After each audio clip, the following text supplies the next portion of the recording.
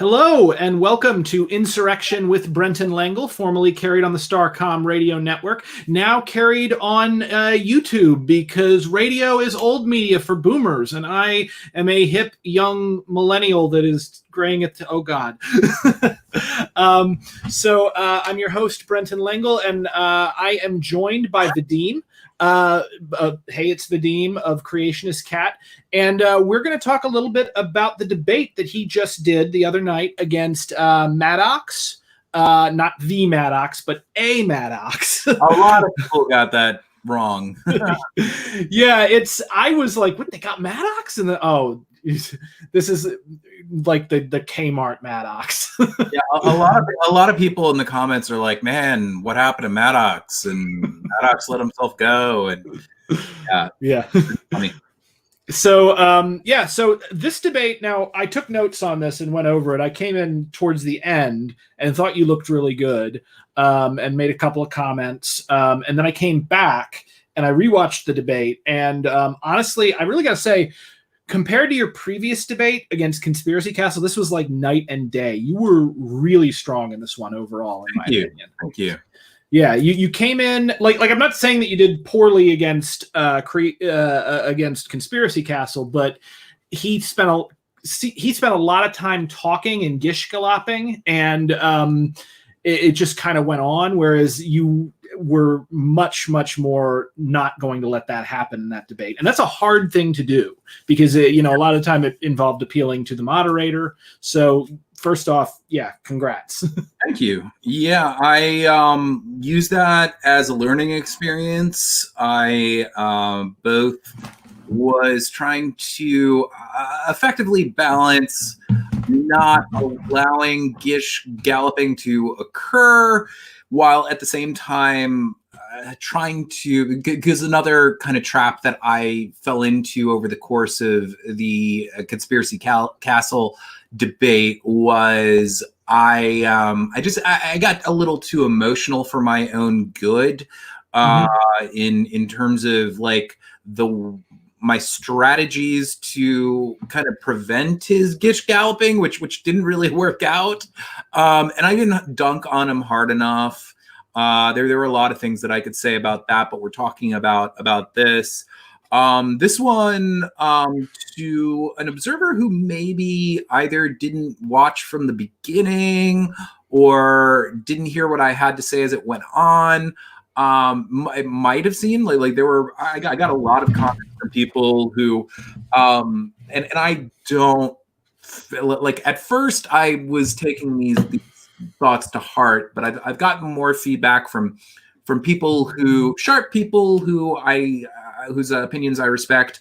And there were some people who I guess they just liked their debates just a little more straight-laced.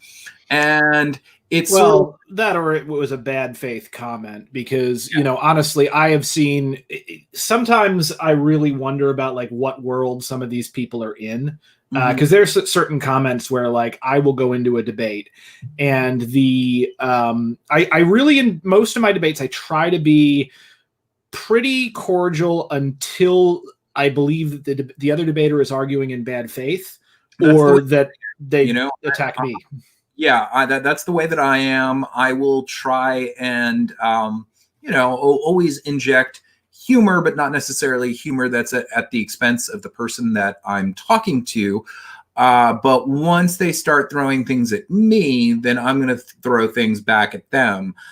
It was, like I just felt like the guy was a crybaby because, like, for instance, one of the first things that he said in the response section of the video, and I had said nothing about him in my opening, was something to the effect of, like, I usually wear these white sunglasses right here, and he was like, well, this guy with the white sunglasses. So, I started. It's funny because they appear green to me. I think it's your walls. Okay, well, they are white. And his, or rather, my response, opening response to his response, was something to the effect of making fun of his flash hat, which hey, I don't mind. I'm a nerd too. Like I'm cool if somebody, but you know, like he was just poking fun, or no, I would say insulting me, just because I had glasses, and maybe there were one or two other things about my appearance that he noted, or my room. And I was just like, okay, yeah, you're one to talk. This is how this is going to go. Basically the idea. And he took offense to that, and he was like, "Oh, ad homs." And I mean, I don't even know if I got a chance to get it out, but because there was a little bit of talking over each other, which I would attribute mostly to him, at least in the beginning. And I basically was going to say, like, hey, I have no problem with your flash hat, dude. It's cool.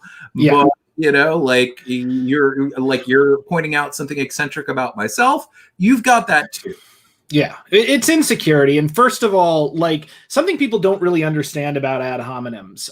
He wasn't technically doing an ad hominem when he went after your glasses, or he was poisoning the well. Which is similar, but like ad hom is not a rule of, and you're aware of this, I'm sure, but I'm saying this for people who are listening. Ad hom is not a rule of decorum. Like it's usually in like philosophy 100 classes, they'll say it means no personal attacks, but really what it is it's a fallacy of relevance. So for instance, your argument is wrong because you wear white glasses. That's an ad hom. Or you're ugly, or whatever, you know. But even if the ad hom is true, even if like you'll see a lot of people be like, oh, you're a hypocrite. Well, hypocrites can be right, so that's not really an argument. But what he was doing essentially, because you hadn't even made an argument yet, was he was trying to turn the audience against you, like right off the bat, because he first poisoned the well with the glasses comment. And I also noticed that even in his opening statement, he was poisoning the well by declaring that you would not be arguing in good faith. And that was a pretty skeezy move, to tell you the truth. I point this, you probably remember me pointing this out within the discussion towards the end, but the beginning of the discussion, and by the beginning, I mean before we ever went live, he made the ludicrous claim. I mean, first he asked me, so I just want to know, do you even believe half of the bullshit that you're about to spew? And I was like, yeah, of course. And then he follows that up with this absolutely unbelievable claim that, because like 3 or 4 of the people that I've spoken to on modern day debates have just straight up told me that they don't believe what they say, that they just do it for money. And as if, I mean, it's such a hard to believe claim. Yeah. So at a certain point during the question and answer discussion, and it made me realize I should have brought it up earlier, but during the question and discussion portion of the, or rather, yeah, question and answer portion of the debate, someone had brought up how I was rude, and I think I said something to the effect of, "Hey, look, I'm just throwing back what is coming at me." And then on top of that, you have to understand this is someone who before the debate, and I explained the story, and I said at that point, so Maddox, would you like to name any one of these people who is supposedly made this claim to you? And he was just like, I'd rather not name names. And then I asked James, who is usually present at these discussions and would hear such a thing, you'd think. James said, in all of the debates that you've done with Maddox, do you recall any times when you have heard such a thing? I mean, you'd think that would stand out, yeah. You know? And he was just, and I understand, I don't fault him for not wanting to kind of like really get in the middle of it, but he was a little deer in headlights, just like, like he didn't know what to say. You know, I gotta say, that's a good move, because you know, like just from a pure strategy standpoint, because that you know, I don't approve of fucking with James, but I approve of that in that situation, because he's in a damned if you do, damned if you don't. Yeah, I mean, I guess I put him slightly on the spot, but I don't think I made him look bad. Like, you know, I was fine that he would, you know, I didn't press him for a response on it. And, you know, I think I also called for anyone who had previously been in a debate to, you know, verify whether or not they, or rather been in a debate with Maddox to verify whether or not they had done such a thing. And yeah, again, in retrospect, maybe I should have done it a little earlier, because I think it would have set a pretty, I mean, like after that, he already seemed pretty beat up from my point of view. Like he seemed like, just like, whoa, this is a rough one. but especially after that, I just noted this dejected tone to his demeanor, and I, you know, it would have been nice to get him in that place a little sooner. Yeah. Well, he has a very bad reputation among debaters. I've never been particularly impressed with his debate skills, and I watched his debate with Rico, and it was very, a lot of a lot of bad faith arguments, a lot of aggression towards the other debater, and just not being classy, which, like, conservatives, that's supposed to be their thing, is like, we're classy, you know, conservatives, and nope. Well, this is the thing. I mean, yeah, he was anything but classy, but in a certain sense, he was classy in, or rather classless in a way that's a little more accepted by a lot of people within debates, constantly interrupting, purposely laughing to derail the other person. Just, you know, because I was really trying to give him the floor. There was a certain point, I think, where I was like, enough is enough. And I was just like, okay, he's done this so many times. I'm going to talk over him as much as he's talking over me. But, you know, like, he phrased things in really obnoxious ways that yet at the same time, in a lot of people's eyes, don't look or don't seem as slimy. So I, kind of being a bit of a, I don't know, a jokester. I don't really like that term, but it's the only thing that comes to mind is like, you know, there was a certain point where I burped very audibly. I may have done that a couple times. I actually have that written down here in my notes, that the burp was very well timed, and like, I wasn't sure if that was a genuine burp or if you learned to burp on command. No, I did. It was a genuine burp. But I was just like, okay, because I usually I'm not just straight up disgusting, you know? So it wasn't like a mistake, and it was I don't burp that often. Like, I'm not one of those people that can, like, when I was a kid, I looked up to the kids who could like burp the alphabet and whatnot. But as an adult, you know, usually in a debate, I would cover my mouth and probably people wouldn't know that it happened. But yeah, in that case, it just happened to come along, and it was a means of me to take the piss out of him and kind of make a statement, if you could call it that, on just how full of shit he was. Yeah. And then I mean I did some pretty puerile things that I don't think I've done before in debates, which I am not opposed to doing in the future, but hopefully I won't have to, you know. I mean, again, like for instance, I had a debate with someone who, and I don't feel like the debate went that great, because I tried this very irreverent way of, it was like my first debate on modern day debates. I talked to what's his name? He's got the huge headphones. No, I was not edible napalm. That's an old school. No. It's he's this creationist dude who's like in his 60s and he's got a mustache. Used to be. Was that Gavin, like the ultimate boomer, or? No, it wasn't his name. I'd remember the name if I heard it.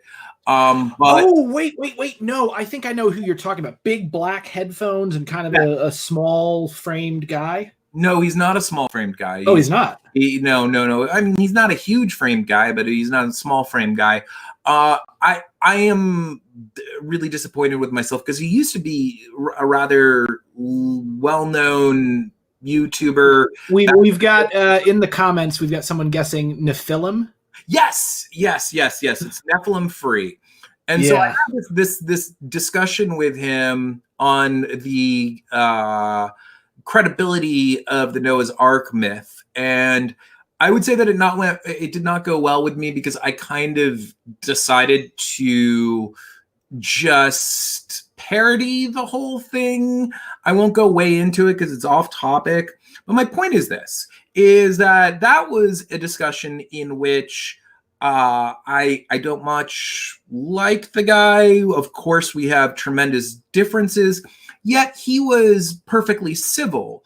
And so, I would never over the course of the Maddox conversation, and again, these things happen like when he was like talking over me when I was just going, very well done when someone's obviously trying to bully you. I like the yeah. It really, I didn't feel he deserved any more respect than that, and here he is trying to strong arm the conversation and run over my time and whatnot. And he was successful, unfortunately, here and there, not always, but he was successful at kind of knocking me off course. Like, sometimes there were points that I wanted to make, and then because I had to deal with his bullshit, I just, went out what am I trying to say here? It just went in one ear, out the other. That's not the right term, but you understand. Yeah. No. Controlling the frame of the debate is one of the. Yeah, controlling the frame of the debate and the pace of the debate is one of the most important aspects of quote unquote winning a debate, is to force the opponent into your frame and get them to essentially fight on your terms. And there were numerous times, and I actually had that written down. And by the way, just so people can see this from my notes, good burp. and just above it, what I'm talking about, good reframe. And there was a time, I don't remember exactly what it was, but he was trying to pull you in a direction by asking you a question. That was, by the way, a total red herring. It had nothing to do with what you were talking about. And you rightly sensed, instead of answering the question, you went back and reframed it and put it back into your thing, which was, I think, a rookie mistake that a lot of people will do, is to allow the opponent to control the frame. And in fact, when I debated Sargon of Akkad, that is the major thing that I regret from that debate. And that's because he offered me a frame that I really wanted to argue in. And so I was like, oh, we're going to talk about language and stuff. But I should have kept things on topic. And I feel that was that was probably my biggest mistake in that debate. Yeah. In terms of how I feel about the main ways that I could have done better, not talking about necessarily individual arguments. There may have been some times where, I did say at the beginning that I wasn't going to be able to speak to everything that he brought up, because these, like with conspiracy theorists, it's like whack-a-mole. You can't, especially when a conspiracy is fresh, there's going to be an unending deluge of claims. And there are two things that I wish I had done just a little bit more. And I did do this to a certain extent, but not to the extent that I should have. I should have, for all of the things that he was bringing up, I should have said something to the effect of, okay, if this is as serious as you are putting it, why are the authorities not pursuing this?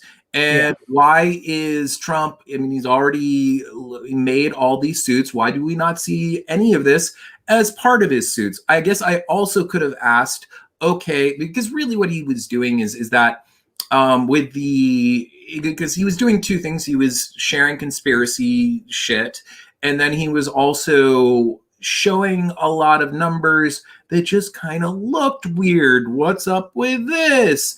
And I should have pinned him down a little bit more just to say, like, okay, well, tell me specifically, how is this, how is this in the bag evidence of fraud for you?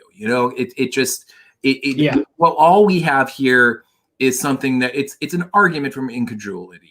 Yeah, and then, which is I should add, which is Maddox's favorite argument from incredulity. That's that does not surprise me.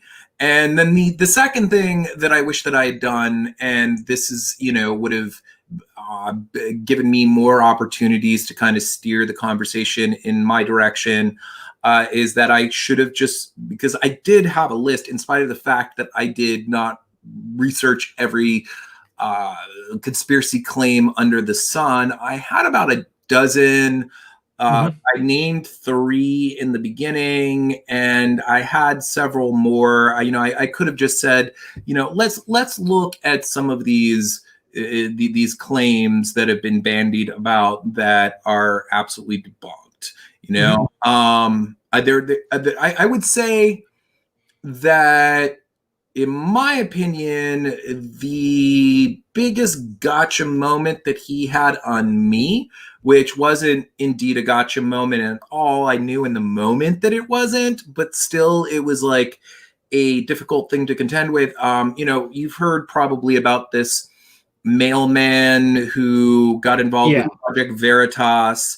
And the latest information that I had heard on the topic was that he had recanted his story, which he actually did if you really look at it. And then he made a video saying, like, that he didn't recant. That he didn't.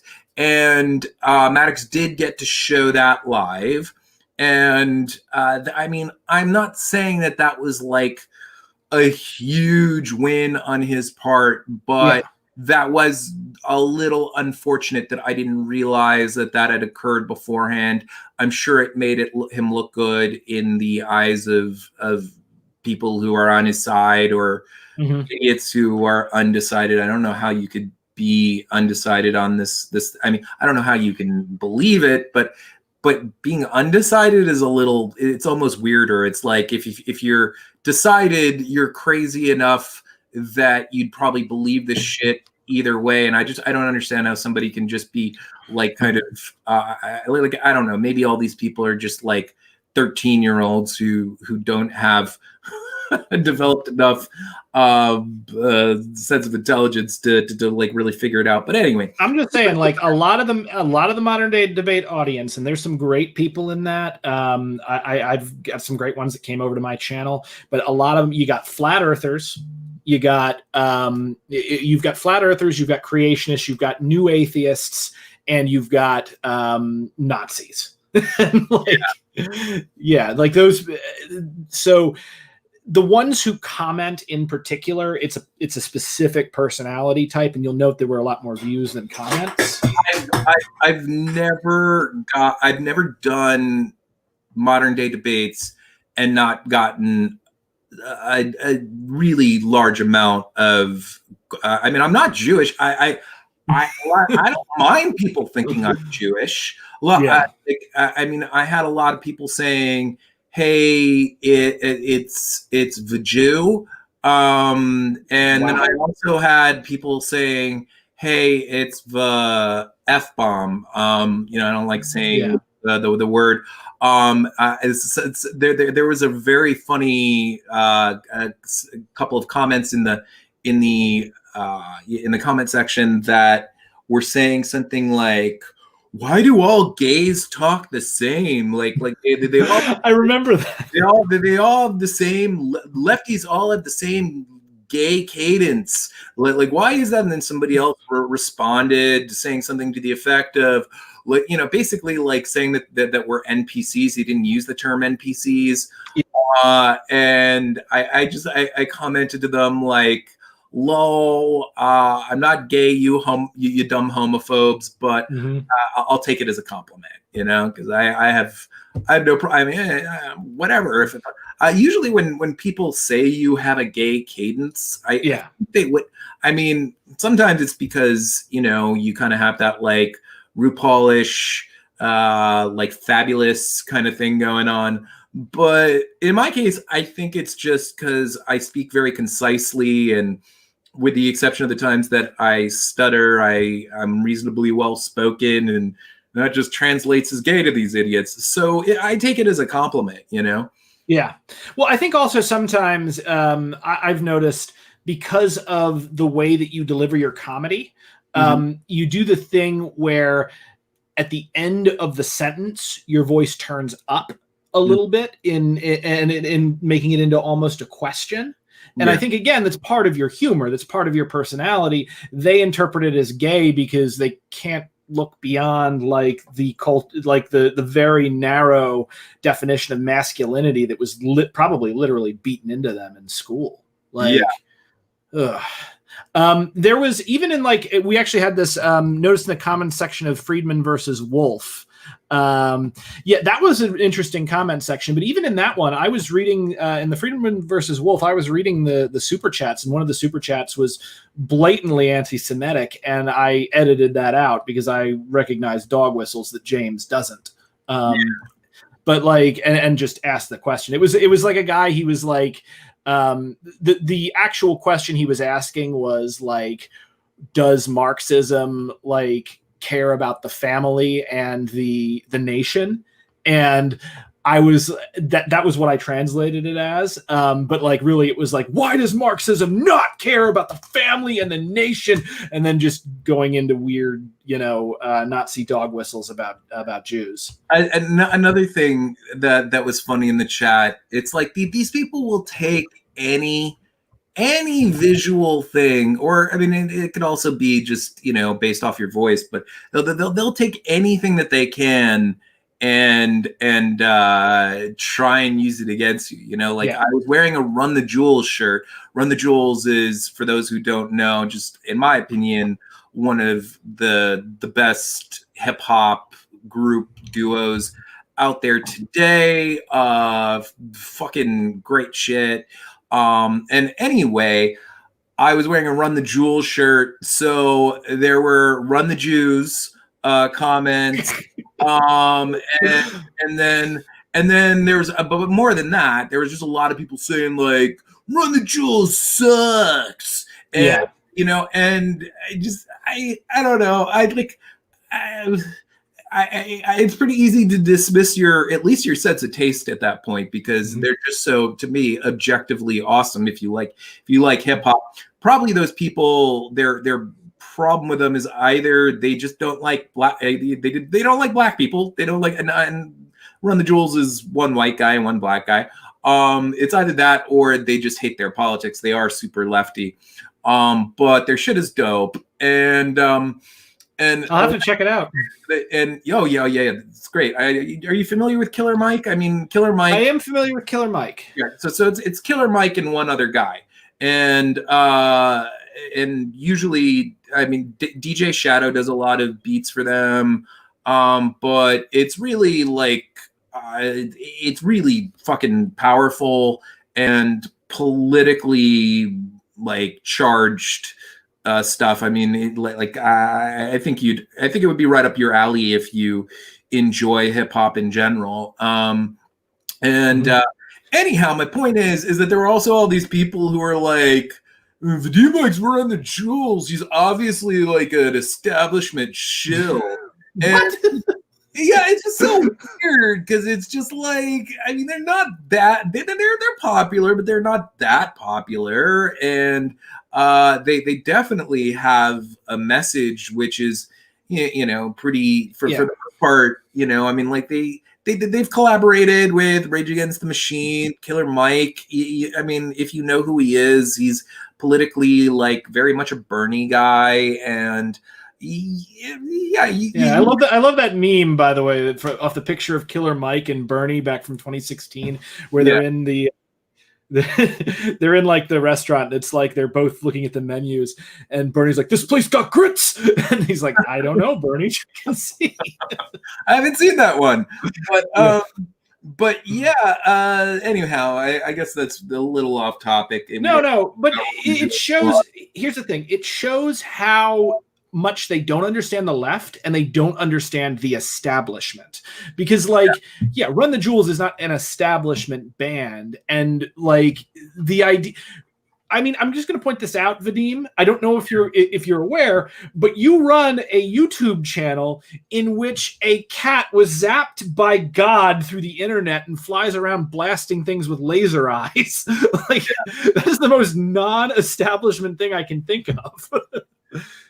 Yeah, I mean, to them, anyone who parrots, like they will turn. It's like I was spewing facts in my opening. Mm-hmm. Like there was very little that I said that was based on anything close to conjecture, and and I cited all of these scholarly articles, and mm-hmm. I cited Supreme Court, or at least Fifth Circuit Court precedents on notes that they had made on cases having to do with voter fraud, where they found it to be extraordinarily unlikely to the point where it has no effect on our system whatsoever.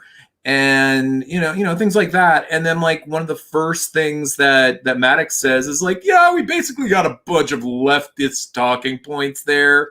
No real facts. And I mean that's the thing with these people. If anything that makes a point for the left is just thrown off as like a typical lefty lamestream media talking point, Yeah. Which, ironically enough, again, is the poisoning the well fallacy. Because let's assume that these are establishments and you're an establishment shill.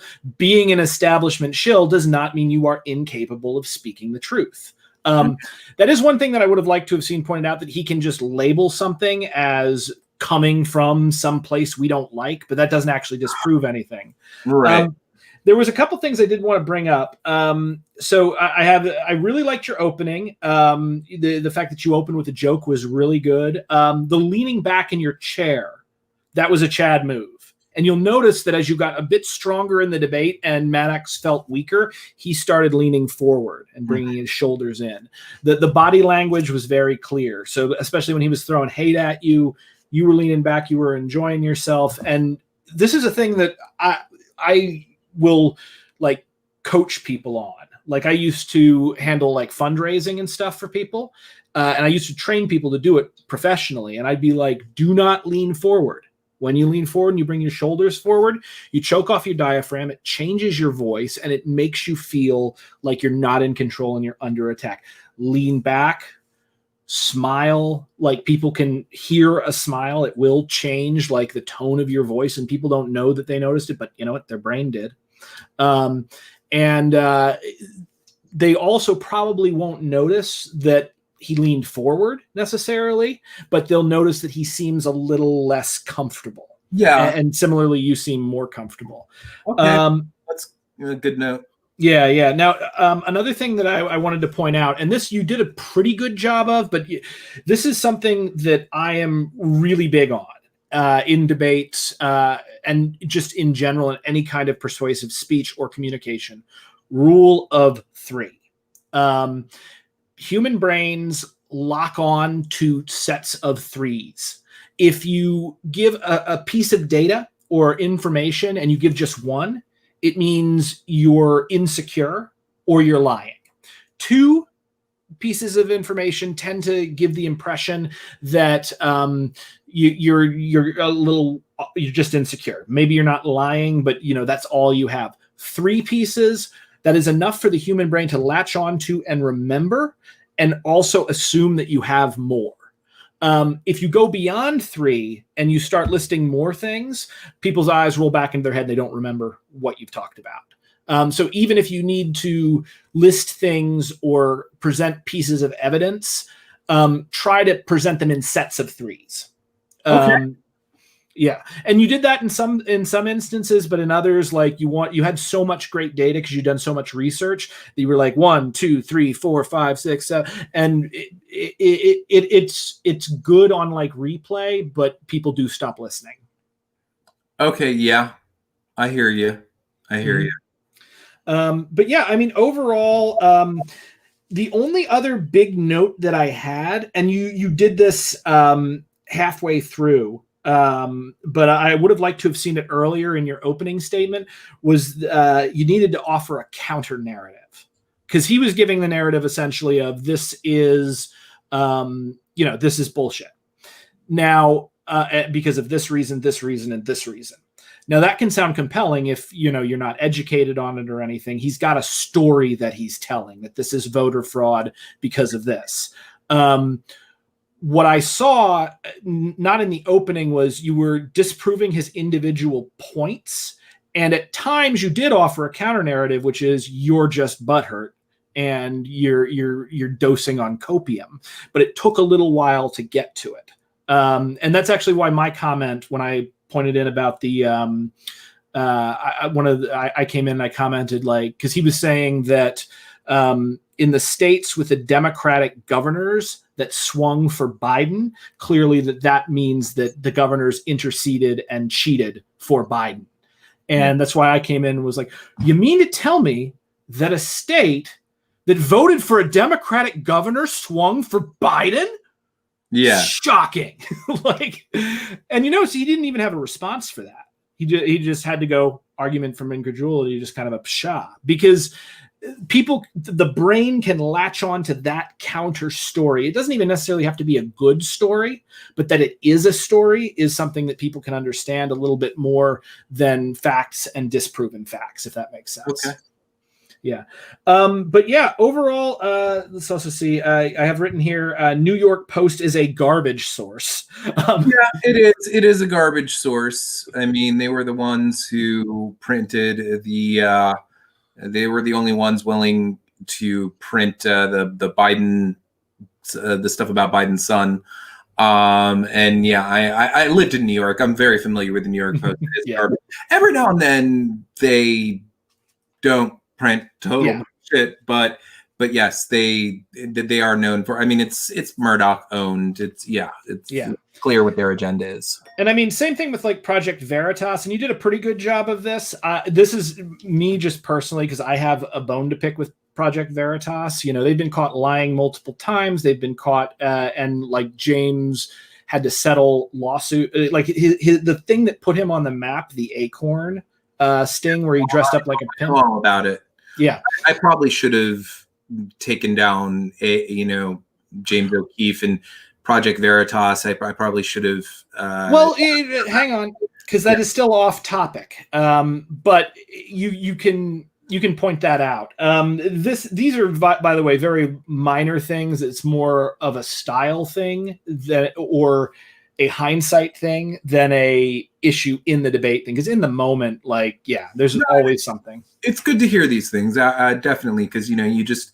I have I'll write some of these things down when we're done, because I have like a document of debate strategies, and they stem from kind of like critiques like this that I've been given, and they're helpful. I kind of mold those things over, and each time you do a little bit better.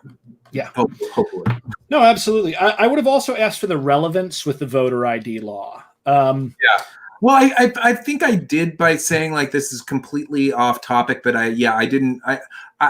I just kind of insinuated it rather than really just said like this is off topic. This is there's no relevance here.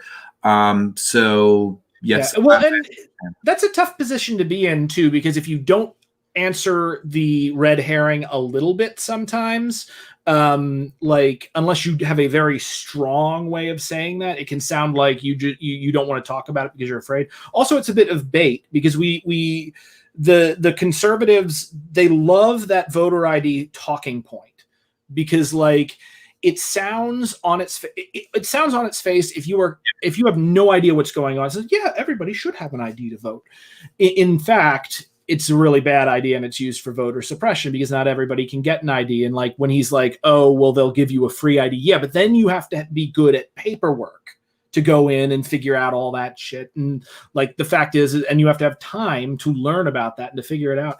I know people. I don't even think that that's the case. I could be wrong, but I don't think that that's the case in every state. And then there's one other thing that I was going to mention, which he just was just plowing through me. So I didn't get a chance to say that. Also, sometimes people, it's a combination of, these are often people who like work 2-3 jobs, and some of them are in cities. The places that they have to go are far away, and it becomes a project just to get that ID. Yeah. This is what I've heard. You know, I possibly could be wrong here, but that's what I've heard in various discussions as to why voter ID laws are objectionable, and we probably shouldn't have them. But it was just it's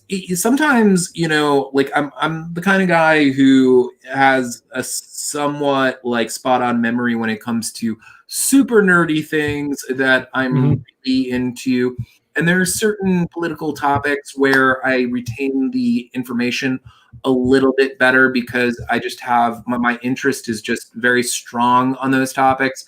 And then there are other points, and this is one of them, that I have in the past read many articles, heard people talking about it, but it's sort of like something that I'd have to like really reacquaint myself. And that's why I said, like, look, if I had known that we were going to have a debate about voter ID laws, I would have researched prepared for that. Yeah. And so this is off topic.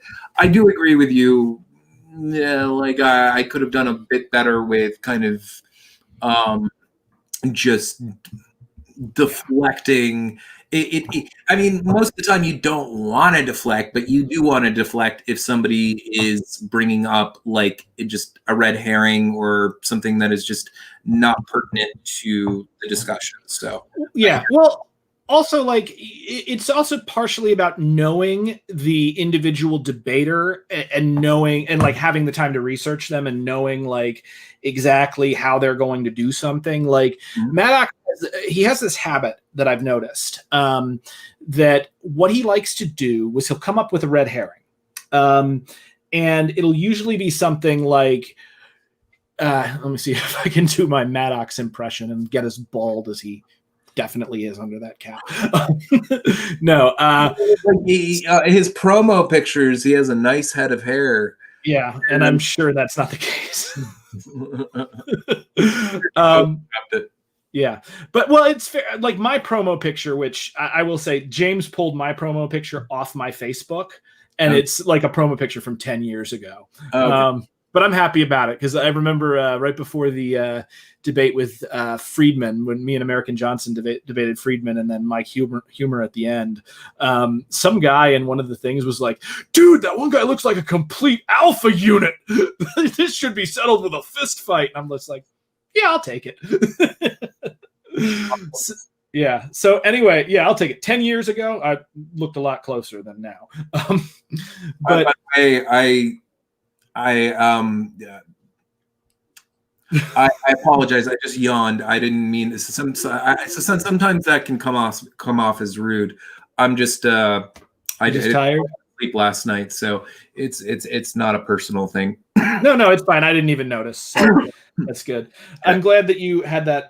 So he will do this thing. Maddox will do this thing. Where he'll be like, "Did you read all 500 pages of Donald Trump's legal documents?" No, you didn't. Well, I did. No, you did do something like that to me. Yeah, go on.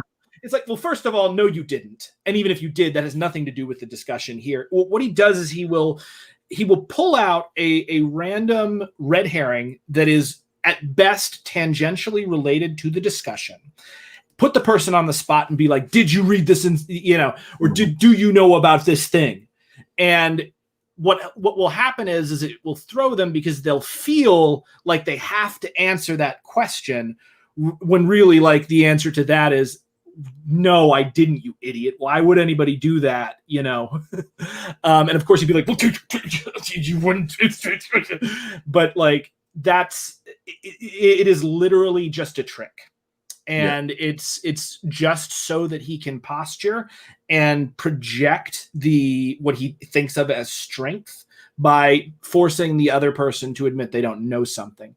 And I think it actually stems from his lack of his insecurity, because he seems to be the kind of person that thinks a smart person must know everything at all times to be smart, when in fact that's ridiculous.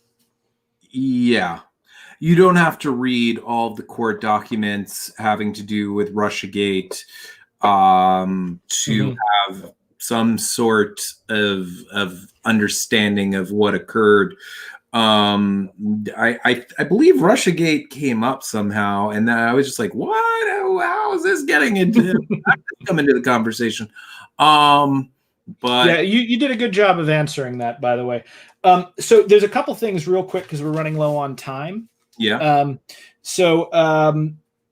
One thing that I would have brought up was that people were out of work, and that's why there were so many people voting otherwise, and we were seeing different kinds of turnouts. The counties in particular, by the way, I wouldn't have expected you to know this if you hadn't. The only reason I know this is I was arguing with some people beforehand. The counties that reported more than 100% voter turnout, one that's just the county level, and it's people moving into the county who weren't counted in the census yet, but were still registered. Makes sense. Yeah. The thing with the whistleblower, he's not, and he was like, this guy he would be lying to the FBI. He would be committing the same crime that Michael Flynn would make. No. Because he's not lying to the FBI when he recants his testimony. He came in, he made the claim, then he went essentially to a federal officer where the claim actually mattered and recanted, then came back and lied again. And so what he did was he was lying to the American people, and that is legal because of free speech.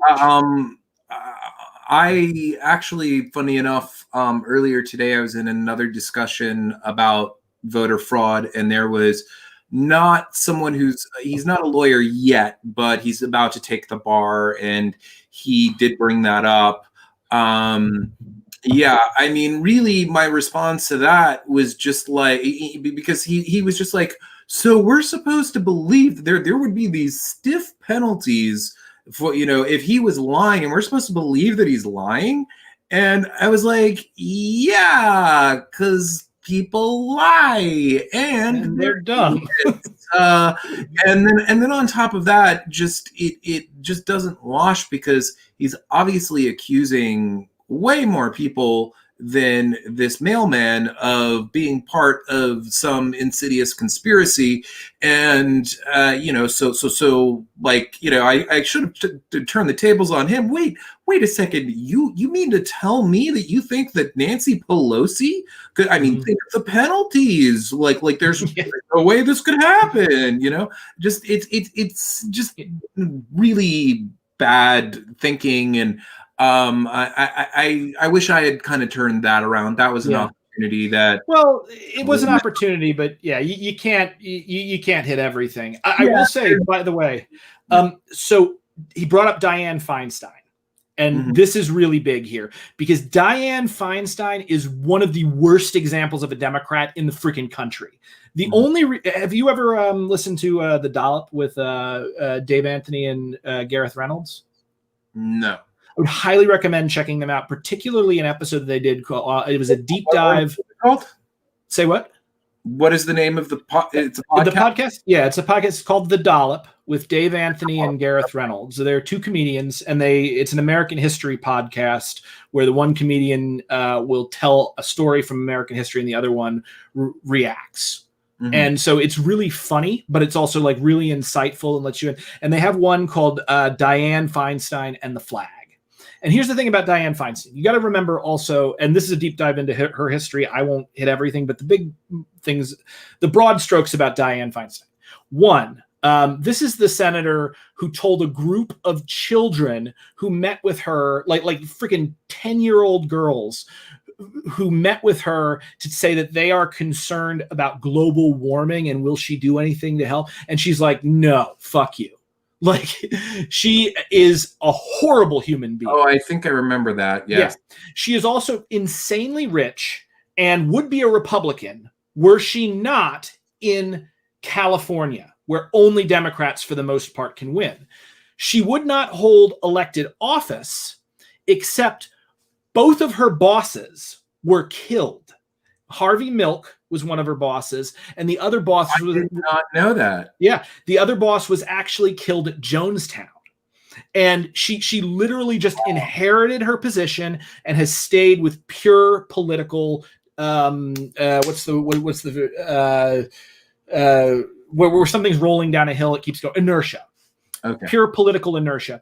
And the thing that you have to know about her to know that she is not really a Democrat and is far more conservative than even some Republicans is she fought tooth and nail to keep the Confederate flag flying over the freaking courthouse in California. Like, she was like, that is so weird that I guess she was, I don't know. Yeah. It's funny that someone like Harvey Milk. I mean, who knows? I maybe I attribute more leftyism to him than he deserves because of the fact that he was out and proud in a time when so few people were.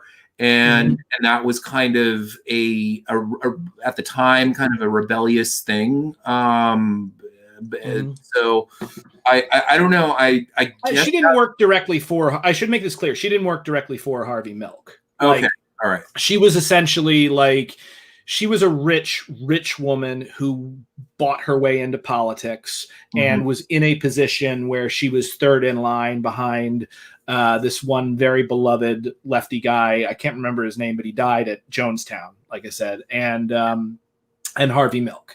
And had those two men not died, she would have no political career whatsoever. And she just unfortunately profited off of essentially two political assassinations, and then just stayed in power because of millions and millions of dollars. And like I said, listen to the deep dive on her life. But like, the idea that her voting, like that the system that was owned by her crazy rich husband is being used to steal the election for it. It's absolutely ridiculous. And that was, this is kind of the final thing that I wanted to bring up. So let me get this straight. All the electors in states with opposite governors are sus. And like because like, for instance, Kentucky has a Democratic governor and swung hard for Trump. So why didn't they do that there? And then also, like, you got to push him on those sometimes, because he needs to not just make gesture at something that's weird and go, hey, this is weird, clearly a conspiracy. He's got to actually demonstrate beyond a reasonable doubt that this is actually evidence of a conspiracy and not just something weird. So those are overall my criticisms of where you could have pushed him a little bit harder. Yeah, I realized that there were things that I could have done. I almost wanted to say to James beforehand, but yet I felt like this was sort of too much to ask. I wanted to say, hey, can we make this like a 30-minute debate? Because I do feel like, you know, there's a finite. I mean, it's better for like, what am I trying to say here? I think all of the most relevant points, I laid out in my opening, reiterated in my ending, and it's like I don't think that there is much else for me to say. I can go into individual cases where I think things are debunked, and I can push against his bullshit and whatnot. But like the debate really just becomes an opportunity for him to make innuendo or just insinuations based on evidence that is not really evidence. It's just arguments from incredulity, and it's not something that I think really merits in like a kind of like a just world a very long strong debate, like Yeah. and there are certain topics that just you can go on, and there's lots of nuances to them, but then there's other ones where it's just like, okay, look, this is like, as far as I'm concerned, this is what scholars have determined to be the facts about voter fraud.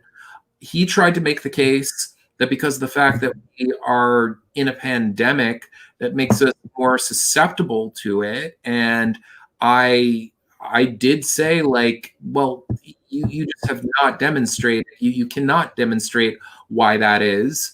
That's not the case. It's your feels.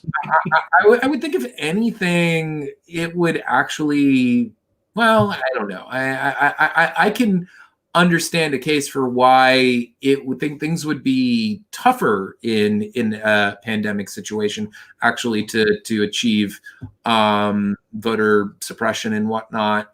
But anyhow, if by the way, I can exactly what I wanted, it would have been a shorter discussion. I wouldn't have minded the the question and answer session from the audience, but just I wish we didn't have as much back and forth. I just don't. Even if I was controlling it the entire time and kicking his ass, I just don't think it's needed. But well, I mean, I would say bring that up to James. It never hurts to ask. And I think if you want to do a shorter debate, like we did a shorter debate with Richard Wolff and David Friedman, and that was because Richard Wolff had a shorter schedule. But like, I think tactically, a shorter debate is a great thing to ask about. And the worst he can say is, no, we want to do it longer. Yeah. I will also add, by the way, this was something I was really impressed about. The super chats were mostly in your favor. And there were some huge super chat. Like the last super chat was basically shouting him down. It was a $50 super chat. That was a productive debate in terms of how much money people were throwing at it, and they were throwing that money primarily in your favor, which is, hey. Yeah, wish I got a cut of that. I would agree. The super chats were in my favor for sure. And I'm sure that, like winning the Electoral College, if we were on modern day debates right now, people would be saying, oh, that's because he's part of the Democratic establishment, is shill, blah, blah. But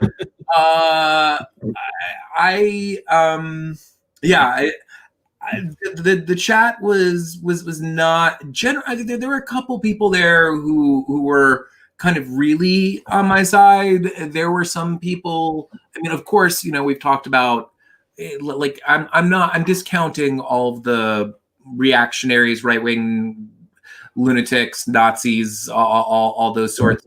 There were people there who kind of were like,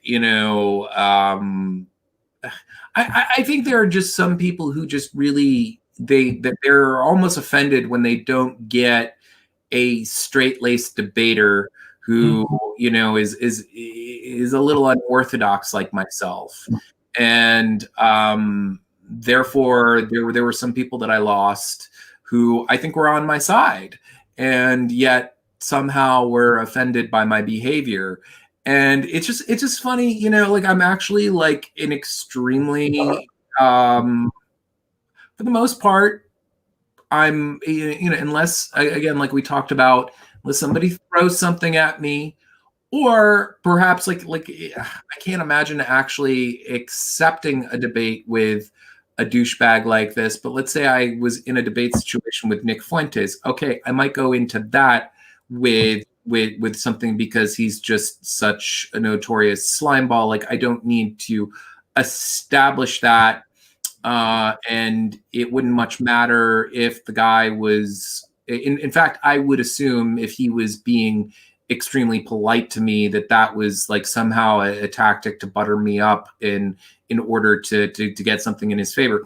Most of the time, I'm going to maybe say some irreverent or insulting things about the ideas that we're discussing, and in order to make my point, but it's not going to be directed at the person that I'm talking to. I'm not the kind of person who either relishes or feels like he needs to like make the other person look like an idiot or just say things at their expense. Those things only come out of me when I am in a situation where I feel like, okay, this person really deserves it, and well, people were saying some ridiculous shit in the debates. Somebody said beard stroking was indicating that you're lying. Oh, but they were saying that about Maddox, though. Oh, okay. I just right. I've been beard stroking this. I was actually taking notes, stroking my goatee while they were saying that. Yeah, I think he's a liar, but for other reasons than that. I when I really grow out my beard, I do the same thing because it gets itchy. Yes, he was doing a lot of beard scratching. I think some people also think that it makes them look smart. Like, it's one thing if you're doing it kind of just kind of compulsively, but I don't know. There were a couple times where it did cross my mind if he thought that he looked kind of like a deep, pensive, contemplative type guy. Yeah, he's very surface oriented, surface level arguments, like just the incredulity and posture. So that may have been a tactic. Clearly, it didn't work. I thought it was aimed at you. Oh, okay. But no, I just must not have been paying attention because, like I said, struck my beard that much. Maybe I did without realizing it. Yeah. I don't know. No, I think you were right that it was him. I just, like I said, I was like watching the debate, listening and taking notes and stroking my beard while suddenly people were complaining about beard stroking. Right. All right. So we set aside about 45 minutes for this and we've gone on to an hour. So let's bring this home. Vadim, I really got to say, before we do go into the ending here, though, there is one thing that I did want to mention to you, just because you talked about people that might have been offended that you didn't come in there as, like, I don't know, a Ben Shapiro clone or something, but on the left.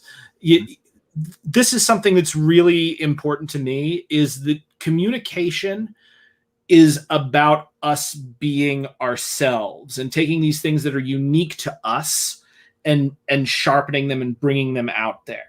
You are not going to debate in a way like a Ben Shapiro is going to debate, or I am going to debate, or T-Jump or Rico. You can only debate like Vadim.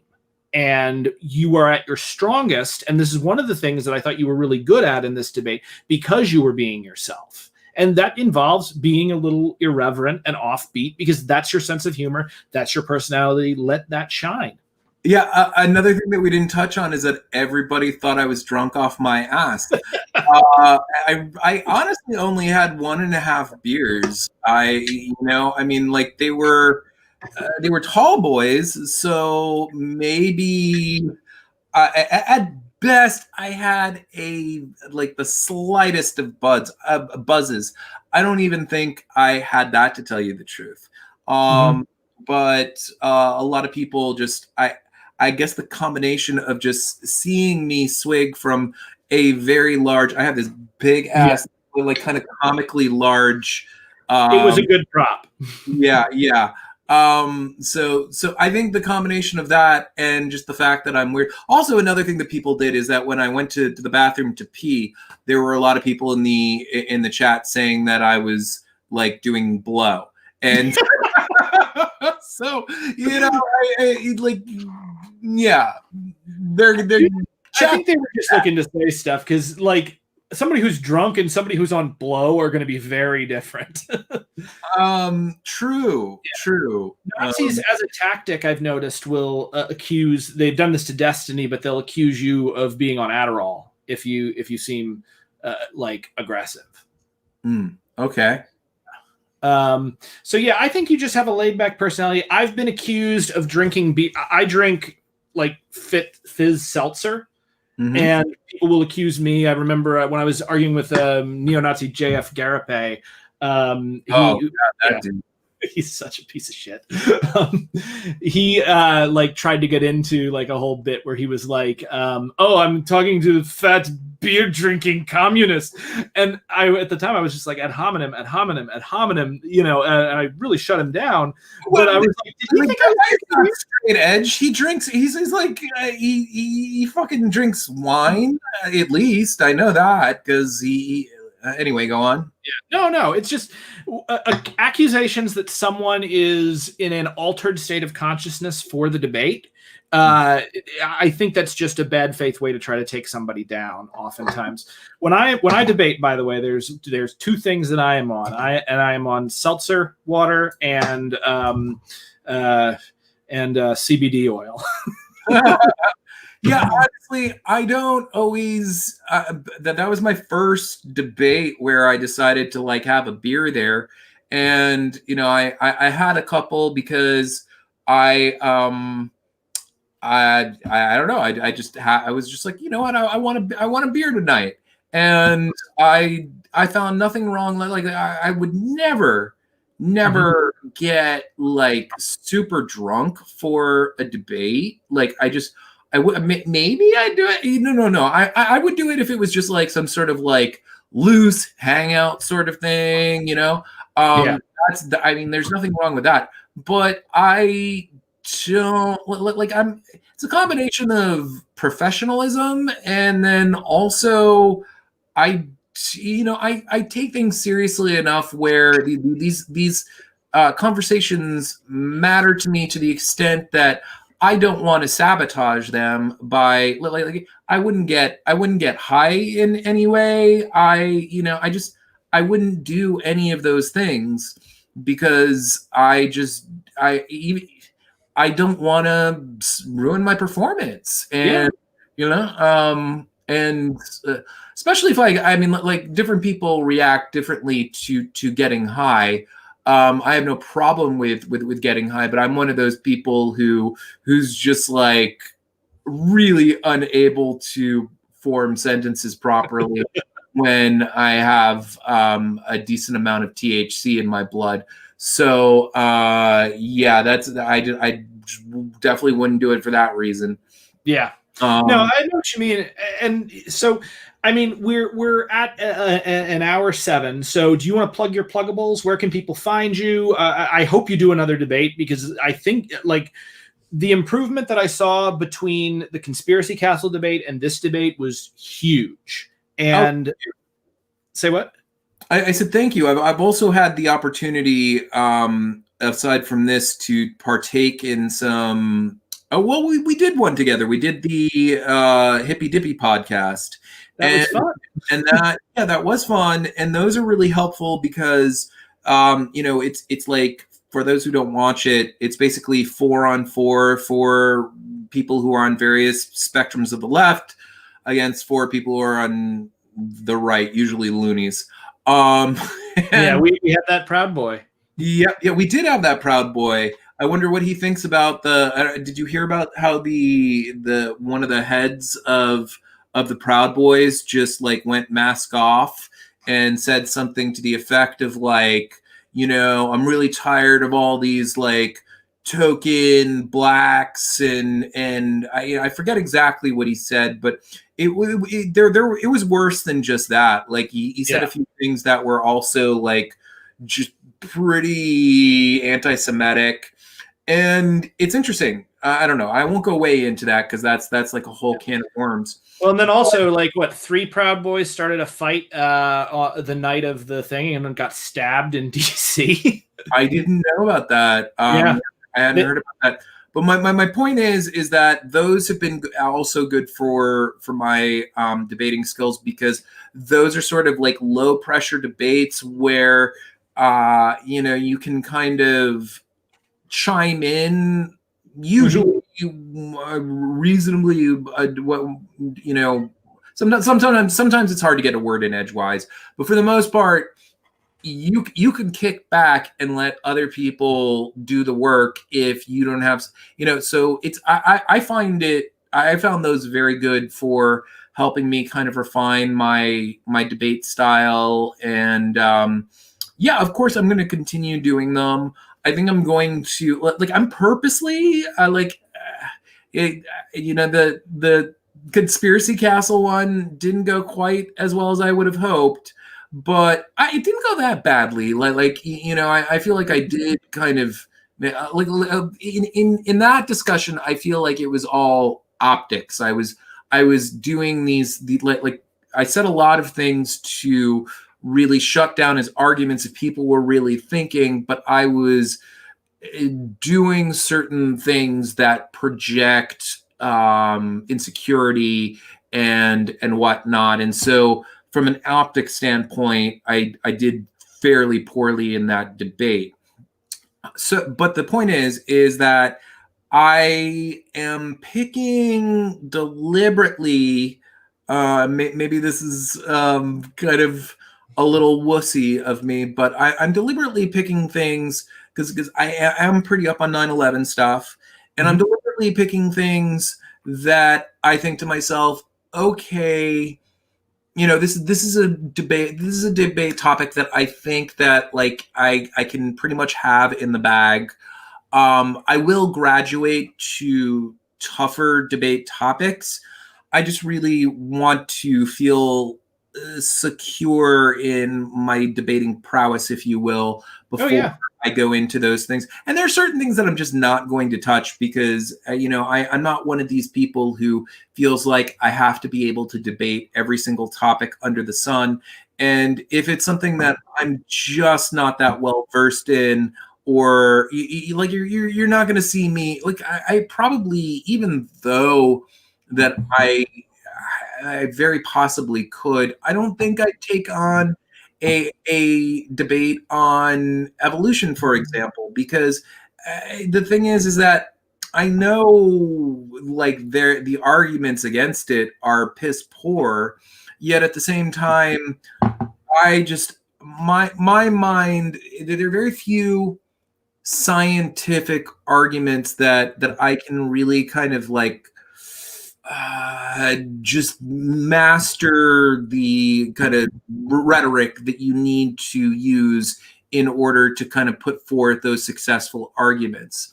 So, and then another thing that I'd be incredibly wary about. I mean, I would do it, but only if I really felt like I had gotten to the level where I felt really secure in my debate abilities. Is like debating, an actual Nazi over certain topics, because I just, it is so important to me that in conversations like that whenever someone has a conversation with someone of that sort, that those people get their asses blasted off the face of the fucking planet, and I just don't want to be the guy who makes the Nazi look good. So it's just like, who knows? I may not even venture into that for that very reason, even if I get to be like a rather kick-ass debater. Just like, I it would be so mortifying to me if I were to do that. So, well, I mean, here's the thing. So I've done 2 debates with Nazis. One with JF, and one with it was a 2-on-2 against Eric Stryker and Mike Enoch. The one with JF went really well. And that was because I really took it seriously from the beginning. And like, I had to go in and watch his other debates. I had to research every argument that he was going to make ahead of time. And like, because again, yeah, you can't platform that unless you are 100% prepared to destroy these people. The thing about them also is you have to know that the debate will always be in bad faith. They will always lie. And you have to be prepared to call out those lies and to shut down those arguments. Whereas, like with Mike Enoch and Eric Stryker, that debate, I don't feel bad about it because it essentially devolved into a cable news, everyone yelling at everyone constantly. Like, it's on my thing. It's like Brent's crazy screaming match with Nazis. But those two guys, again, these are people who, like, if the Third Reich, if the Nazis had won World War II, like, Mike Enoch would be running the morning zoo, and the thing is that you're dealing with that. You're dealing with people who are going to play pigeon chess, and you have to be able to go in there and make them look stupid. So, I would say that is taking on folks like that is definitely something to be really, really careful with. And it's kind of next level debating, but not in the sense that it really has much to do with debate and more has to do with being prepared to counter a very specific kind of rhetoric that will come at you really fast, really hard with very large stakes in the event that you fuck up. Yeah. But like, so I would say, like, if you ever do want to take that on, build up to it. Because it's one of the things, like, one of my first debates on the channel was against Enoch and Stryker. And as I said, I felt like I feel good about it, but also like it was stupid for me to jump headfirst into that. And also it could have gone very badly. Sure. Who did you team up with on that? Oh, that was me and Caleb Maupin, actually. Okay. Yeah. It was an interesting matchup because Caleb was good at countering a lot of the historic stuff that I knew Stryker would throw at us. So that was really good. But he also got a little emotional towards the end. And I don't blame him because we were dealing with horrible people.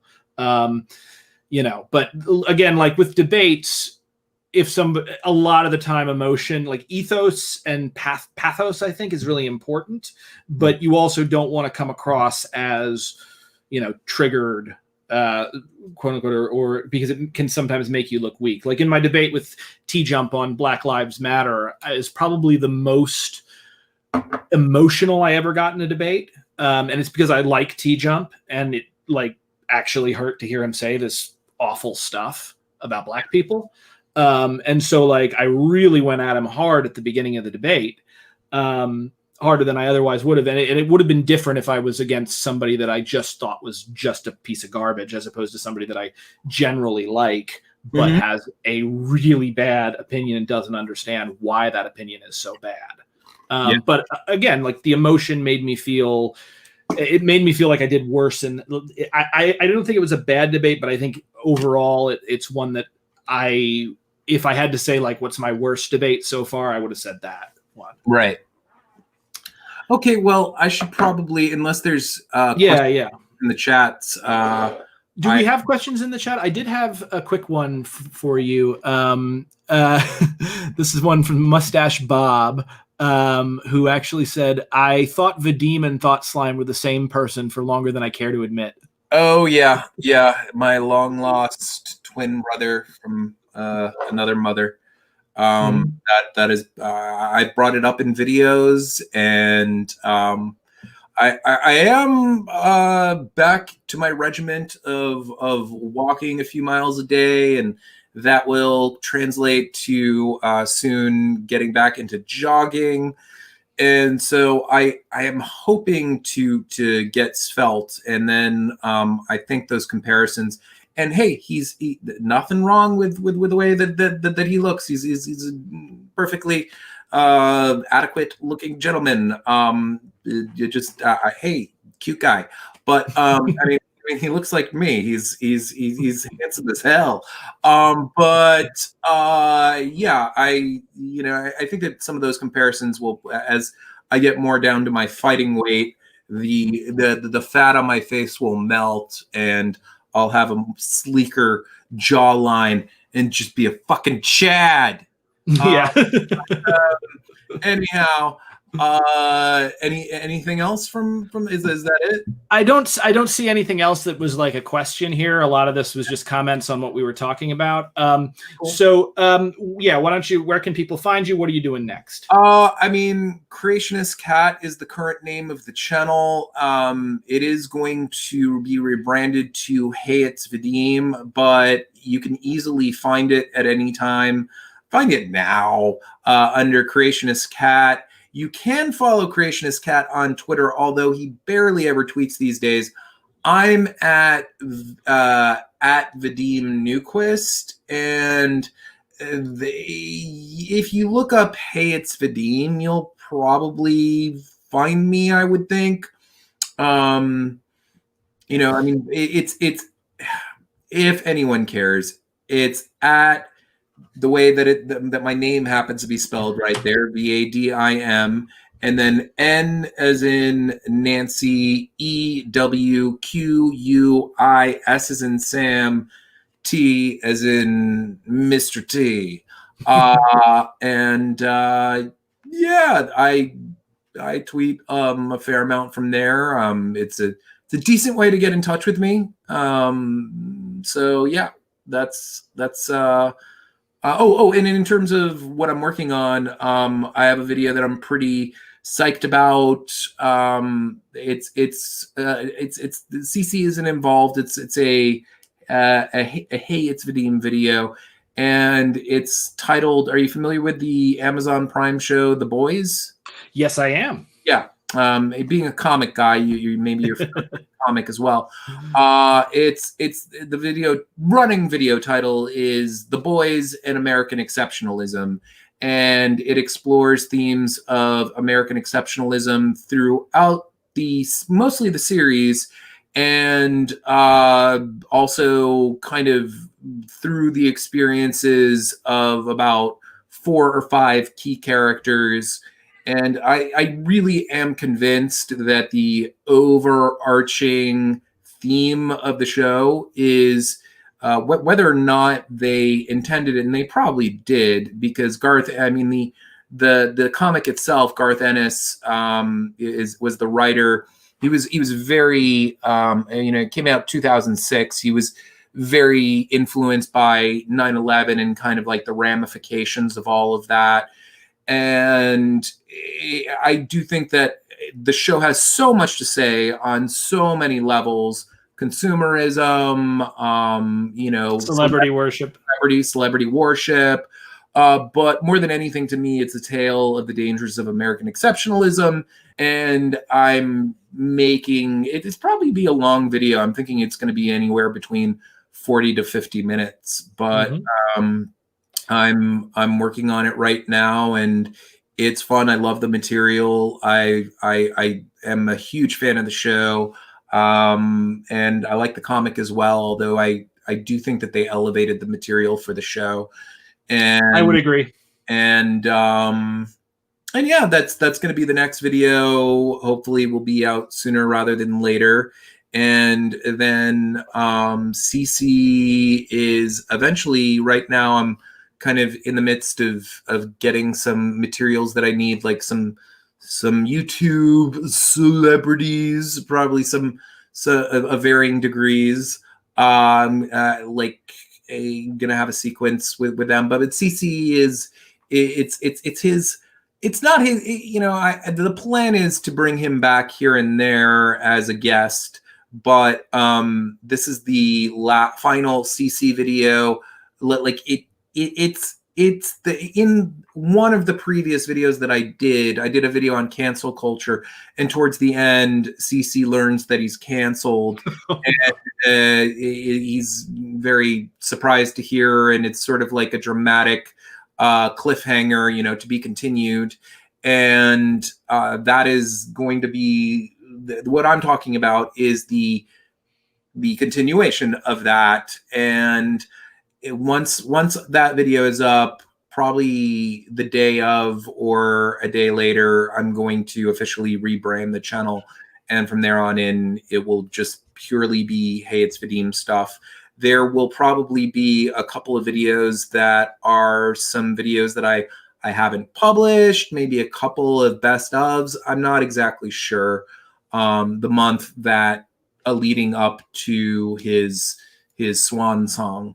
But yeah, I think that's probably more than you wanted when you asked. No, that is great. And you know, I will say to people, if you're not familiar with Creationist Cat and Hates Vadim's content, I don't know why, because you're huge. But like, what I would compare this to is I think your content is a lot like Vic Berger meets like Tim and Eric, awesome show, great job, channeled through YouTube laser beams. Well, I love Vic Berger. I love Tim and Eric. Definitely, like every now and then, Vic especially is an influence on some of the stuff that I do. I would like to. I mean, like it's like my stuff is a little more high energy than, but still there's similarities.